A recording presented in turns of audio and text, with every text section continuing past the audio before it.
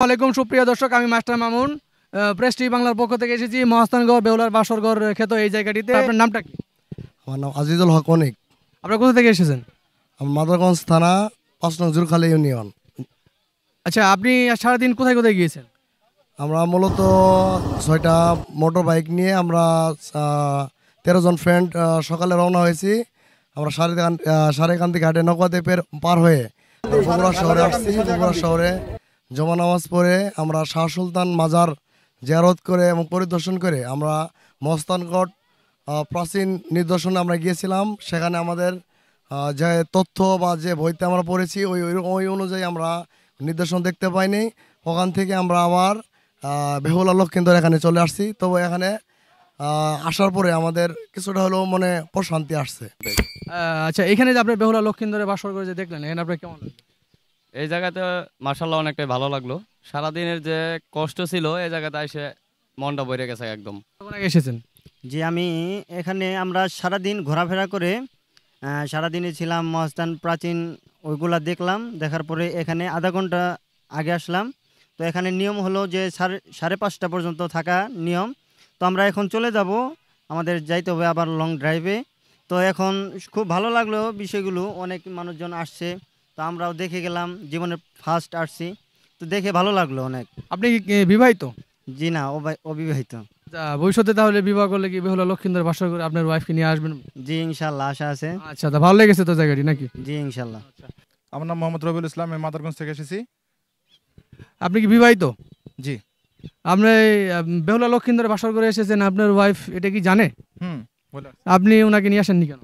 নিয়ে আসিনি, আসলে নদী পথে আসছি, সেজন্য আসলে নিয়ে আসা হয়নি আর কি। ভবিষ্যতে আসার কোনো পরিকল্পনা আছে কি? জি, এখানে আসার পরিকল্পনা আছে। আপনি কোথায় কোথায় ঘুরেছেন? আমি আসছি, এর আগে আমরা গেছিলাম আপনার মহাস্থান করে। আসলে ওইখানে দেখার মতো ওরকম কোনো কিছু পাইনি। তারপর অল্প সময়, আধা ঘন্টা সময় নিয়ে আসছি। 5টার সময় আমাদের এখান থেকে সময় শেষ। তো আধা ঘন্টায় আমরা যতটুকু দেখতে পারছি ওইখান থেকে এখানে ফিল অনেক ভালো হয়েছে। অনেক ভালো দেখার মতো স্থান আছে এখানে। এখানে তাও একটু দেখার মতো কোনো একটা পরিবেশ আছে, কিন্তু আমরা এর আগে যেখানে গেছিলাম ওইখানের তুলনায় এখানে অনেক ভালো আছে। আসলে এখানে আসলে কিছুটা হলেও আসলে মনের একটু প্রশান্তি আমরা। আচ্ছা, এখানে আপনি কতক্ষণ আগে এসেছেন? মাত্র আধা ঘন্টার মতো হলো। আসলে এখানে দেখার অনেক কিছু আছে, আমরা ওইভাবে বেশি একটা সময় নিতে পারি নাই, অল্প সময়ের জন্য আসছি, তো অনেক হ্যাপি আমরা।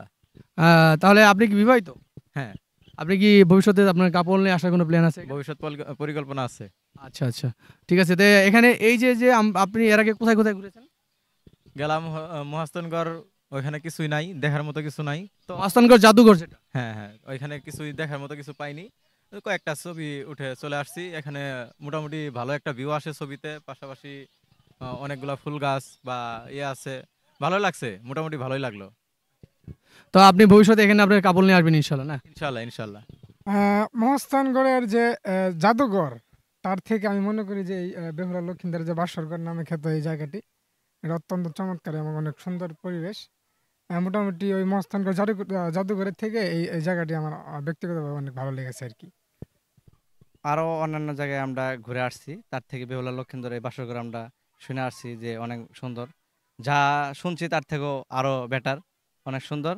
আমাদের আসে মানে সারাদিন যে আমরা যে সময়টা কাটাইছি তার থেকে এখানে সময় অল্প সময় দেওয়ার পরও আমাদের অনেক ভালো লাগছে, আমরা যেন আনন্দিত।